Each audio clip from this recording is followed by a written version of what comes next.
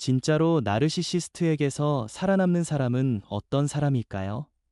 아마도 당신은 당차고 강인해 보이는 사람, 자신감 넘치는 사람이라고 생각할지도 모릅니다. 하지만 결과는 정반대입니다. 그런 사람들은 정면으로 맞서 싸우다 결국 산산조각이 나고 말죠. 아니면 완벽한 경계를 가지고 있는 사람은 어떨까요? 그들은 더 깊은 상처가 시작되기도 전에 조용히 자리를 떠날 것입니다. 여기서 중요한 통찰은 정신분석학자 칼 융이 말한 것처럼 우리의 무의식은 우리 의식이 이해하기 훨씬 이전에 이미 선택을 끝낸다는 사실입니다. 나르시시스트는 결코 무작위로 누군가를 집착하지 않습니다. 그들은 특정한 감정, 특정한 반응 패턴, 특정한 저항의 역사에 집착합니다. 마치 자물쇠에 꼭 맞는 열쇠를 찾듯이 자신의 병리와 정확히 맞물리는 사람을 찾아냅니다. 하지만 아무도 제대로 말해주지 않는 진실이 하나 있습니다. 살아남는 사람은 가장 자신감 있는 사람도 가장 높은 자아인식을 가진 사람도 아닙니다. 오직 단 하나의 능력, 딱 하나의 특별한 기술을 가진 사람입니다. 그것은 바로 나르시시스트의 독을 자신의 힘으로 변화시켜버리는 마치 연금술과 같은 능력입니다. 이야기는 당신이 왜 선택당했는지 그 깊은 이유를 밝혀드리겠습니다. 당신은 단순한 희생자가 아닙니다. 당신은 고통스러운 각성을 통과해야만 했던 특별한 인문의식을 치른 사람입니다. 끝까지 함께 해주세요. 왜냐하면 그들이 당신에게 처음 끌렸던 바로 그 특성이 결국 그들을 무너뜨릴 가장 강력한 무기가 될 것이기 때문입니다. 당신이 선택된 이유는 당신이 견딜 수 있도록 오래전부터 훈련받았기 때문입니다. 다른 사람이라면 즉시 거부했을 상황을 버티도록 길러진 사람, 바로 당신이었습니다. 자, 이제 중요한 질문입니다. 왜 하필 당신이었을까요? 나르시시스트는 사랑이나 진정한 연결을 찾지 않습니다. 그들은 유용성을 기준으로 선택합니다. 특정한 기능, 특정한 역할을 수행할 사람을 찾는 거죠. 그들이 방을 스캔하거나 데이팅 앱을 넘길 때 가장 매력적이거나 가장 부유한 사람을 찾는 것이 아닙니다. 그들이 찾는 것은 감정 노동의 가장 높은 내성을 가진 사람입니다. 감정적 폭풍을 흡수하고 혼란을 중화시킬 수 있는 능력을 가진 사람. 그리고 그들이 찾고 있던 그 사람은 바로 당신이었습니다. 왜 그럴까요? 당신은 이미 접근하라는 신호를 무의식적으로 보내고 있었습니다. 오래되었지만 아직 아물지 않은 어린 시절의 상처가 만들어낸 미묘한 패턴이었죠. 특히 돌봄 제공자의 상처를 드러내고 있었습니다. 칼 융은 우리의 무의식이 우리의 행동을 통해 세상에 투사된다고 설명했는데 당신의 행동이 바로 그 신호였던 겁니다. 당신은 스스로를 그저 친절하고 배려 깊고 말을 잘 들어주는 사람이라고 생각했을 겁니다. 하지만 나르시시스트에게 당신의 그 행동은 훨씬 더 깊고 강력한 메시지를 전달했어요. 그것은 나는 타인의 욕구를 나 자신의 현실보다 우선시하도록 훈련받았습니다. 라는 신호였죠. 이 훈련은 대부분 우리의 어린 시절, 우리 집안에서 시작됩니다. 감정적으로 미성숙하거나 변덕스럽고 정서적으로 부재한 어른들과 함께 자라면서 당신은 적응하는 방법을 배워야만 했습니다. 안전하기 위해서는 유용한 존재가 되어야 한다는 것을 깨달았죠. 공기를 읽는 법, 부모의 얼굴을 살펴 분노인지 슬픔인지 확인하는 법을 익혔습니다. 그리고 그들의 감정을 달래기 위해 자신의 행동과 감정을 조정했습니다. 그들이 화가 나 있으면 당신은 조용해졌고 그들이 슬퍼하면 당신은 작은 치료사가 되었습니다. 이것은 생존 반응 중 하나인 유화 반응입니다.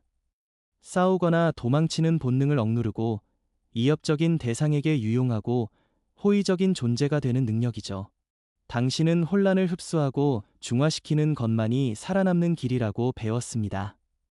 부엌에서 엄마가 서랍을 거칠게 닫는 소리를 들은 아이를 상상해 보세요. 형제는 도망치지만 그 아이는 다가가 도움을 제안하거나 농담을 하며 분위기를 바꾸려 합니다. 고작 8살의 나이에 다른 사람을 진정시키는 것이 유일한 안전이라는 걸 깨달은 거죠. 그리고 수십 년 후 나르시시스트는 당신 안에 있는 바로 그 본능적인 생존 패턴을 순식간에 알아봅니다. 당신이 가진 그 깊은 상처, 그 적응 방식이 그들에게는 가장 완벽한 지도였던 것입니다. 이 상처는 종종 가장 무해해 보이는 평범한 순간에 스르르 드러납니다.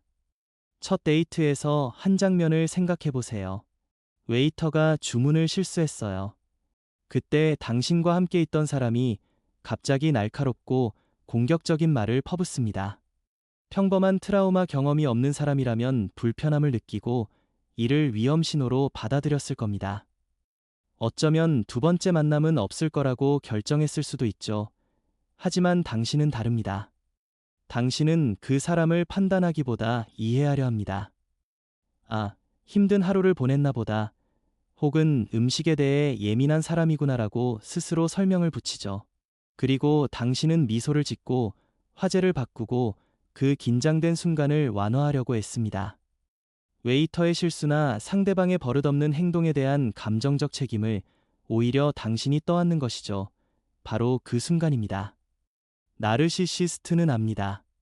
자신이 찾던 목표물을 찾았다는 것을, 당신이 그들의 행동을 책임지지 않았다는 것, 대신 상황을 고치려 했다는 것을, 그들은 당신이 자격 없는 승인조차 얻기 위해 노력할 사람이라는 걸, 늘 주변의 기분을 살피며 살아온 파트너라는 걸 순간적으로 알아챕니다. 그래서 그들은 당신을 선택한 겁니다. 왜냐고요? 그들은 그릇이 필요했기 때문입니다. 나르시시스트는 막대한 수치심과 혼란, 분노를 품고 있지만 스스로 그 감정들을 느끼고 마주하는 것을 거부합니다. 대신 그 감정들을 대신 느껴줄 누군가가 필요했죠. 그들이 사라지면 걱정해주고 차가워지면 울어주고 문제를 대신 해결해줄 사람. 그들의 그림자, 그들이 부인하는 어두운 부분을 대신 짊어질 사람이 필요했던 것입니다. 당신은 선택받았습니다. 왜냐하면 당신은 고통을 견디는데 탁월한 능력을 지니고 있었기 때문입니다. 당신의 욕구가 충족되지 않아도 몇 주를 버티고 모욕을 당해도 소통을 시도하고 무시당해도 다시 연결을 시도하는 그 인내심 때문이었어요. 나르시시스트에게 이것은 사랑이 아닙니다. 이것은 최고급 편리함입니다. 하지만 그들이 결코 깨닫지 못한 중요한 사실이 하나 있습니다. 그들이 당신을 이용하기 쉽게 만들었던 바로 그 상처, 그 적응 방식이 결국 당신을 그들이 파괴할 수 없는 존재로 만드는 근원이라는 사실을요. 당신의 인내는 단순한 약함이 아니었습니다.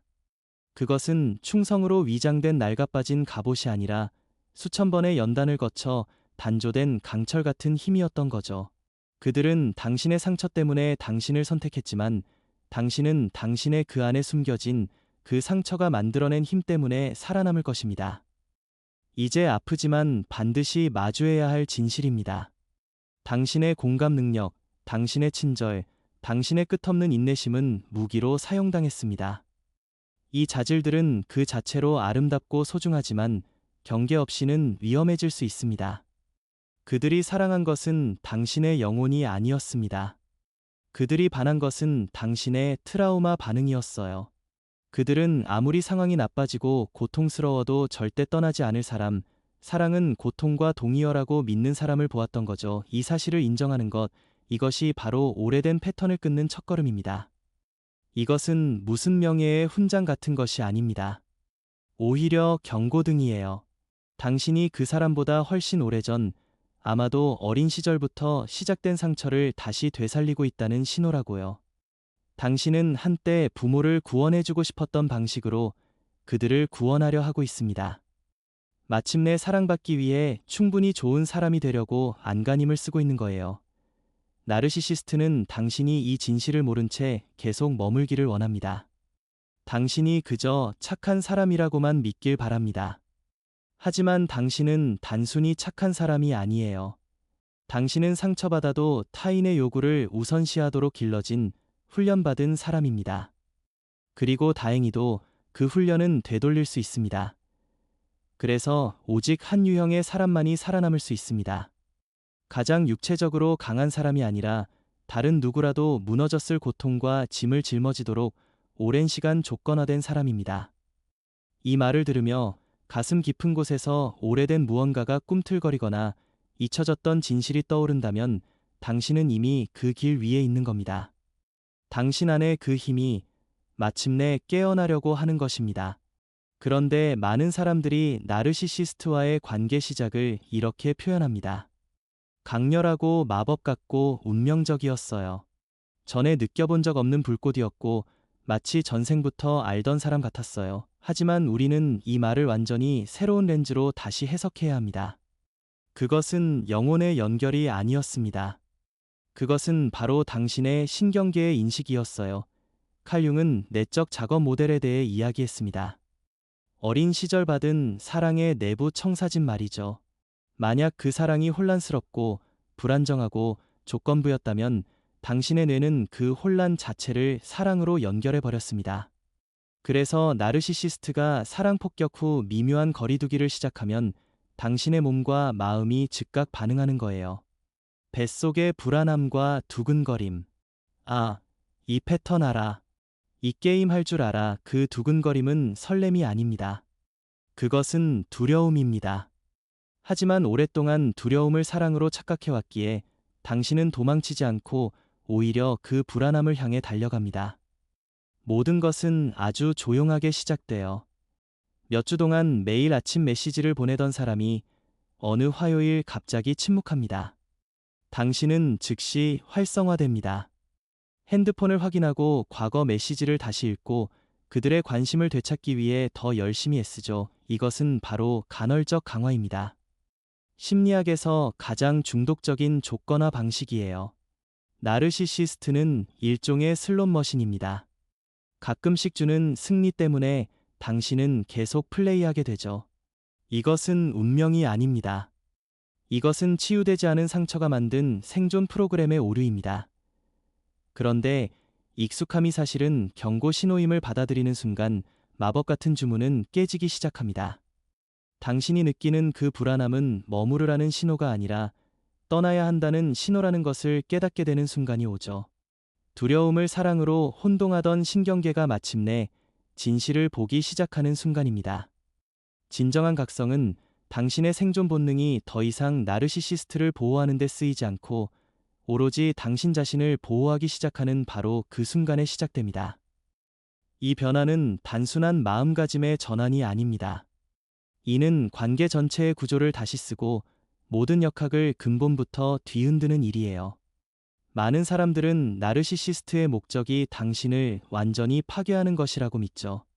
물론 그들이 당신을 지치고 고갈시키는 건 사실입니다. 하지만 더 깊은 진실은 이겁니다. 나르시시스트는 당신의 생존에 의존하고 있습니다. 그들은 당신을 완전히 무너뜨려 기능을 못하게 만들고 싶어 하지 않아요. 왜냐하면 그렇게 되면 당신은 더 이상 그들에게 쓸모가 없기 때문이죠. 그들이 원하는 것은 당신이 일종의 정지된 상태, 일종의 보존 상태로 머무는 거예요. 그들에게 봉사할 만큼은 기능하지만 그들을 떠날 만큼의 힘은 없는 그런 상태 말입니다. 하지만 나르시시스트는 하나의 치명적인 실수를 저지릅니다. 그들이 오랫동안 착취해온 당신의 회복력을 과소평가하는 거죠. 당신이 수년간 학대를 견뎌왔기 때문에 앞으로도 영원히 견딜 것이라고 생각합니다. 하지만 그들은 이해하지 못해요. 나르시시스트를 견뎌낸 사람에겐 반드시 찾아오는 하나의 결정적인 심리적 전환점이 있다는 사실을 어느 순간 생존이라는 메커니즘이 방향을 바꿉니다. 그때까지는 그들과 함께 살아남기 위해 작동하던 본능이 이제는 그들로부터 살아나가기 위해 작동하기 시작하는 거예요. 이것이 바로 진정한 각성의 순간입니다. 이 각성은 종종 드라마틱한 싸움의 와중에 찾아오지 않아요. 오히려 너무나 평범하고 조용한 순간에 찾아옵니다. 또 한 번의 다툼 이후 집으로 운전해 돌아가다가 갑자기 뼛속까지 스며드는 듯한 깊고 조용한 피로감이 몰려올 때요. 눈물도 화도 나지 않습니다. 오직 당신 안에서 조용히 자라나는 한 가지 진실만이 있을 뿐이죠. 나는 더 이상 이렇게 살 수 없다. 아니면 퇴근길에 운전하다가 골수까지 파고드는 듯한 극심한 탈진감을 느끼는 순간일 수도 있어요. 또는 그들이 잠들어 있는 모습을 바라볼 때 사랑도 불안도 아닌 아무런 감정도 느껴지지 않는 그 공허한 순간에 찾아오죠. 수년간 당신의 감정을 지배해온 그 사람을 바라보는데 갑자기 그들이 아주 작고 평범해 보입니다. 특별하지 않은 그냥 한 사람의 인간으로 보이는 그 순간 칼 융은 이 과정을 개성화, 진정한 자기 자신이 되어가는 여정이라고 설명했습니다. 그리고 그는 이 과정이 종종 거짓 자아의 붕괴를 필요로 한다고 말했죠. 나르시시스트와의 관계는 바로 그 붕괴를 강제로 일으킵니다. 당신은 모든 것을 시도해 봤어요. 완벽한 파트너가 되려고, 치료사가 되려고, 보호자와 구원자가 되려고 했죠. 하지만 결국 깨닫게 됩니다. 그 어떤 것도 효과가 없다는 사실을. 당신은 자아의 죽음에 이르는 지점에 도달하죠. 그들의 인정이 있어야만 살아남을 수 있다고 믿던 당신의 일부가 완전히 사라지는 순간입니다. 아무리 노력해도 그들은 결코 당신을 진정으로 보지 않을 것이며 그들의 변화에 대한 약속은 단지 시간을 벌기 위한 말에 불과하다는 걸 깨닫는 순간이에요. 그리고 이 깨달음 속에서 그들을 떠날지도 모른다는 두려움이 증발합니다. 그 자리를 대신하는 것은 깊고 분명한 자각 하나입니다. 나는 나 자신을 잃어가고 있다. 그리고 이것만큼은 더 이상 감당할 수 없는 상실이다. 이제 변화는 바로 이런 순간들 속에서 드러납니다. 금요일 밤 그들이 예전과 똑같은 패턴으로 또다시 싸움을 걸어옵니다. 가족을 방문하고 싶다는 당신의 희망을 두고 이기적이라고 비난하죠. 과거의 당신이라면 어떻게 반응했을까요? 눈물을 흘리거나 스스로를 변호하거나 사랑을 증명하기 위해 계획을 취소했을 겁니다. 하지만 이번에는 다릅니다. 당신은 그들의 말을 듣지만 그 말은 당신 안에 깊이 닿지 않습니다. 그들의 분노를 보지만 두려움은 느껴지지 않아요. 당신은 그들의 조작 기술을 이제 알아봅니다. 이것이 죄책감을 유발시켜 당신이 집에 머물며 그들을 중심으로 움직이게 하려는 시도라는 것을 꿰뚫어 보는 거죠. 마치 시계 속 톱니바퀴를 바라보듯 그 메커니즘이 선명하게 보입니다. 그리고 보기 때문에 더 이상 반응하지 않습니다. 당신은 그저 이렇게 말할 뿐이에요. 내가 그렇게 느낄 수 있다는 건 이해해. 그리고는 조용히 짐을 쌉니다. 이 순간이 바로 당신이 먹잇감에서 관찰자로 전환되는 결정적인 지점입니다. 나르시시스트는 당신의 감정적 반응에 의존해 자신의 힘을 유지합니다.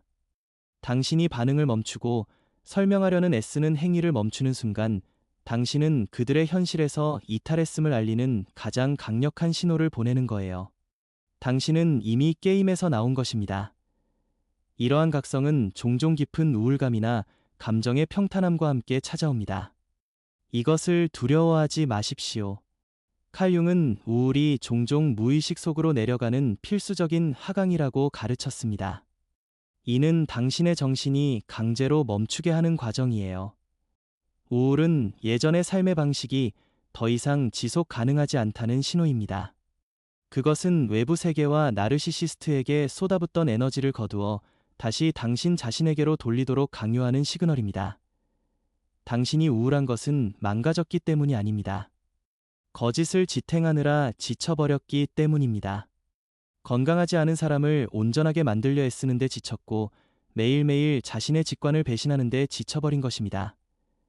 마침내 스스로에게 이렇게 인정하는 그 순간 나는 더 이상 이렇게 살 수 없다. 이것은 패배를 인정하는 것이 아닙니다. 이것은 주권을 선언하는 행위입니다. 관계의 대가가 그 가치보다 훨씬 커졌다는 사실을 인정하는 것이죠. 당신은 이 관계 속에서 혼자였고 사실 처음부터 혼자였다는 진실을 마주하게 됩니다. 그러나 놀랍게도 이 진실은 당신을 공포에 빠뜨리지 않습니다. 오히려 당신을 자유롭게 합니다. 이미 혼자라면 떠나는데 잃을 것은 아무것도 없기 때문입니다. 생존자는 결국 깨닫기 때문에 살아남습니다. 이 관계가 구명줄이 아니라 다리라는 사실을 말이에요.